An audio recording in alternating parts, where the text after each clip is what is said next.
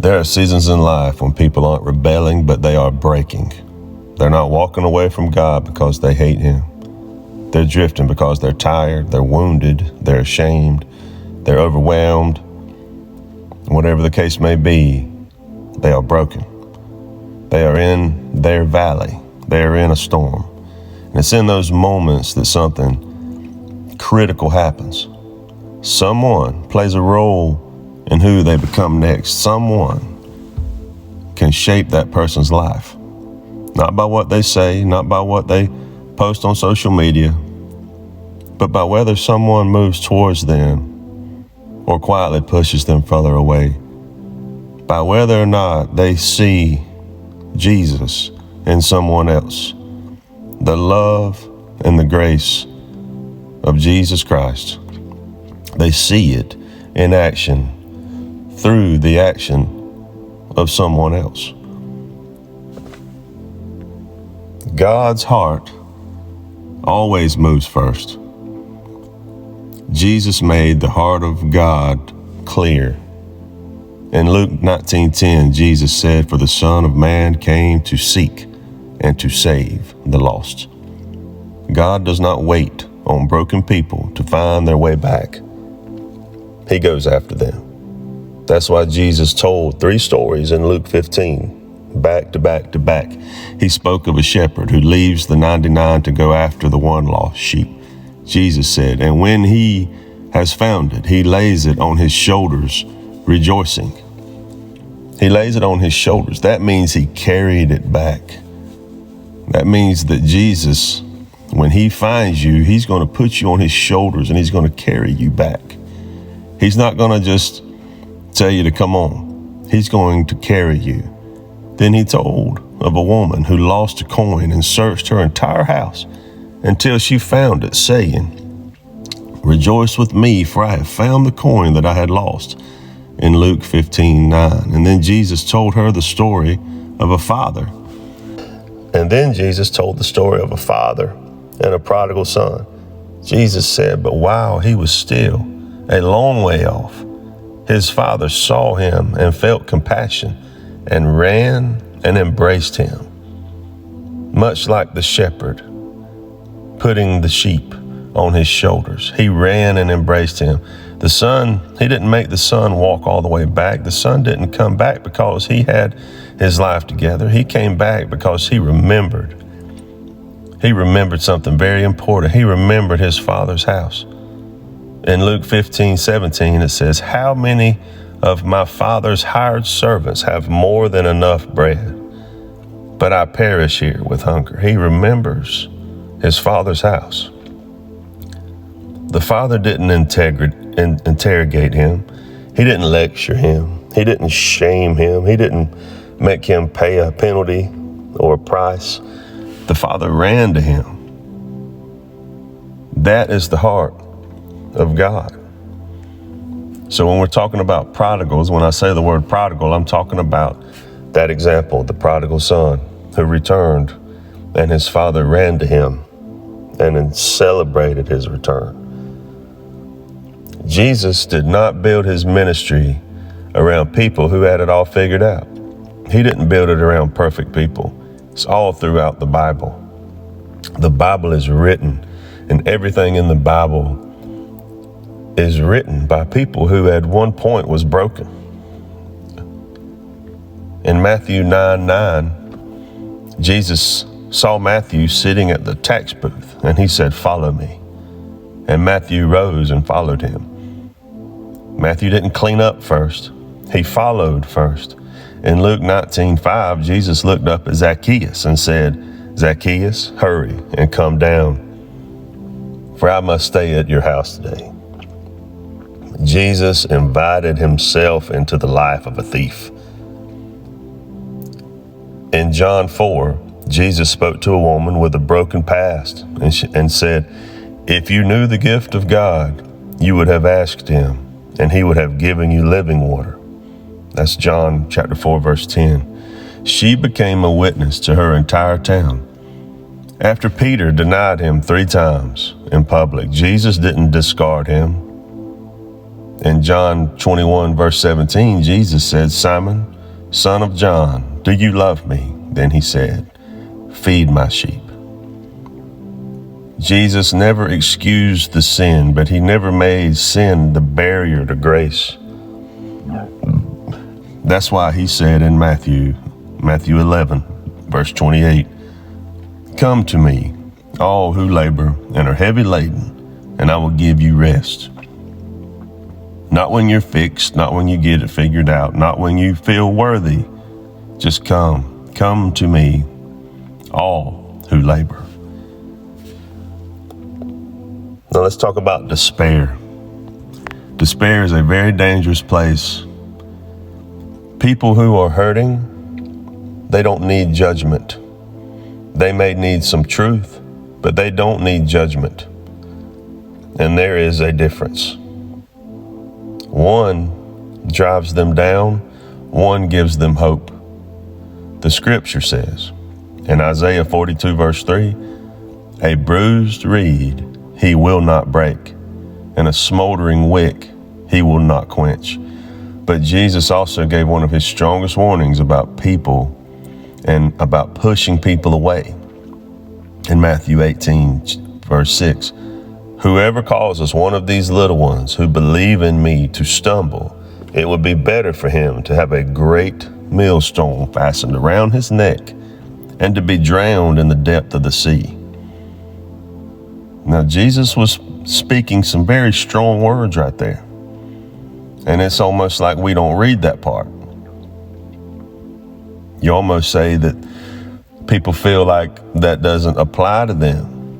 Whenever they know someone's in despair, that they have made a mistake, but you know that that person loves God, and you know that person is just in a bad place. But we give them no hope. We push them away. Well, that verse is applying directly to you. Pushing someone away from Christ is not a small offense. It's not you showing tough love. It's not you keeping standards. I didn't say that correction wasn't needed. I didn't say that the truth was not important. But scripture reminds us in Romans chapter 2, verse 4, God's kindness is meant to lead you to repentance.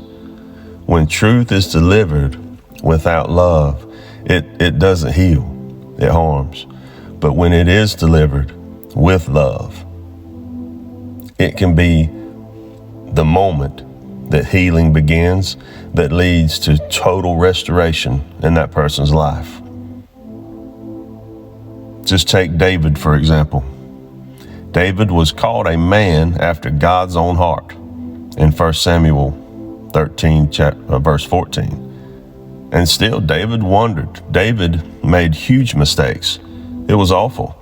After Bathsheba, after Uriah, after all of the deception and the bloodshed, in 2 Samuel chapter 12, verse 7, it says, "The Lord sent Nathan to David." God did not discard David.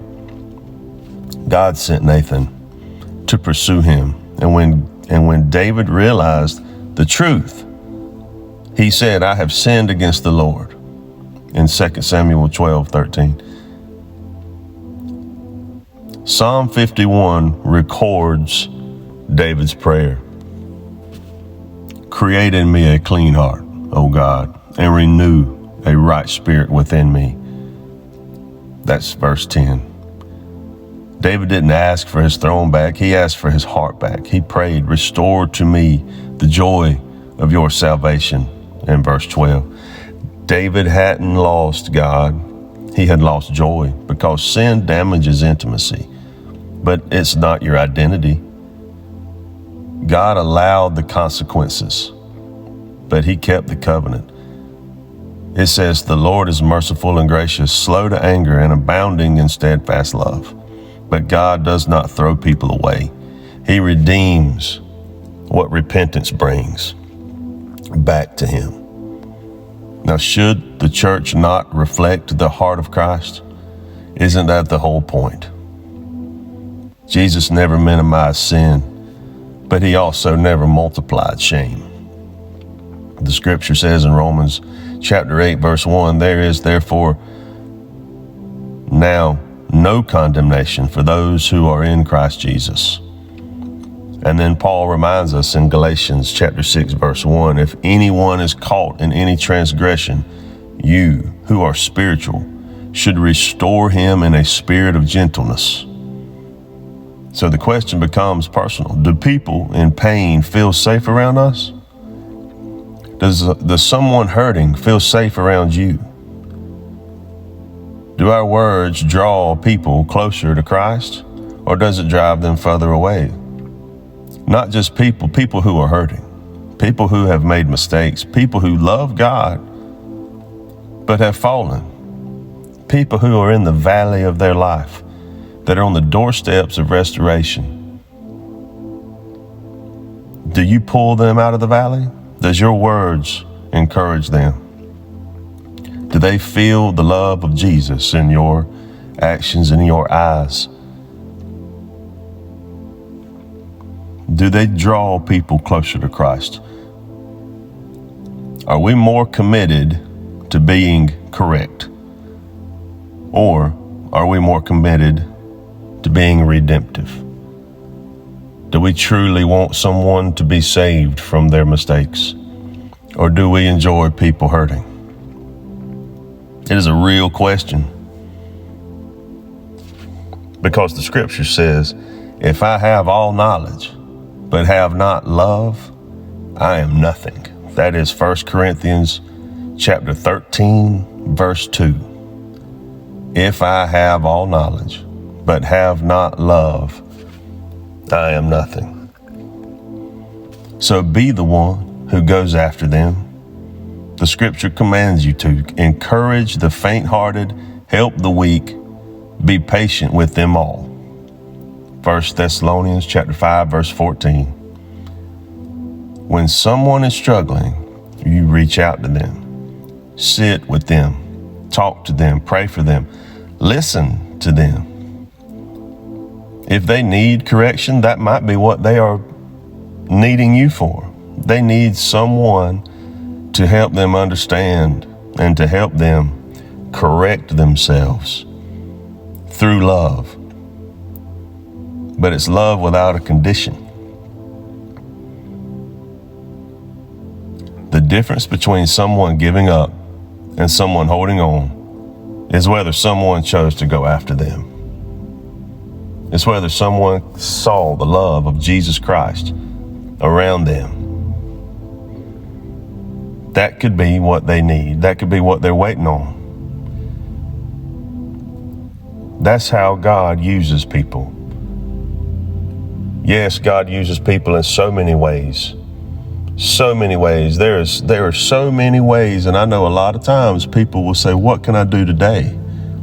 God, give me an opportunity to help someone today. Lord, show me what I can do today to be the Christian that you want me to be, God. Show me, give me an opportunity. Well, your opportunity might walk right by you, and you may see the look of despair on someone's face, and you may keep walking. And that might have been your opportunity. Do not allow your own personal thoughts towards someone stop you from loving them, because you may be wrong. And whether or not you're right or wrong, at the end of the day, that person is still a child of God, and that person still needs love, and that person needs to see Jesus in you. And you may be the person that saves that person. There will always be prodigals in this world. There is always someone needing some help. There's always someone who has fallen. There are people who love God that have fallen, and they are all around us. And they may not show it, and you may not know it, but they still need the love of Jesus Christ, and they need to see it in you. Luke chapter 15, verse 10, there is joy before the angels of God over one sinner who repents. And you can be the hope that gives that sinner. You can be the one who pulls them up and helps them to repent from what they've done. One act of love. Be the one who goes after them. Don't be the one that pushes them down. Don't be the one that ignores them. Be the voice of hope in their despair. Be the hands that pull people closer to Christ, not the ones that push them away. Because like it was stated earlier, heaven rejoices over one who comes home. Amen.